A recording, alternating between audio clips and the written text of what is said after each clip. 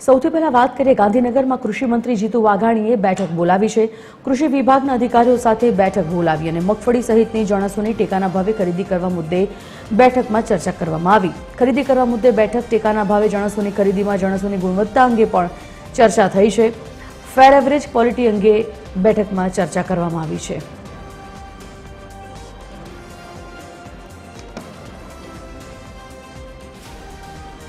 Associate editor Sonal Anadkat phone line પર જોડાઈ ગયા છે। સોનલ, કૃષિ મંત્રી જીતુ વાઘાણીએ બેઠક બોલાવી છે। ખાસ કરીને આ બેઠકનો એજન્ડા શું, કયા મુદ્દાઓ પર ખાસ આ બેઠકમાં ચર્ચા?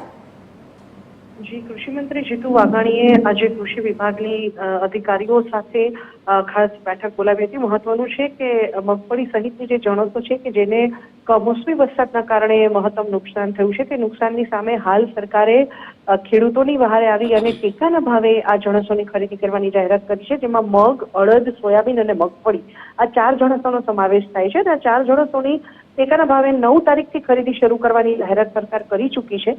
ત્યારે હવે જ્યારે ખરીદી શરૂ કરતા પહેલા તેના જે ક્રાઇટેરિયા છે ખરીદીના અને જણસોની ક્વોલિટીના, એટલે કે તેની ગુણવત્તાના જે ક્રાઇટેરિયા છે તે નક્કી કરવા માટે થઈ અને આજની ખાસ બેઠક કૃષિ મંત્રીએ બોલાવી હતી।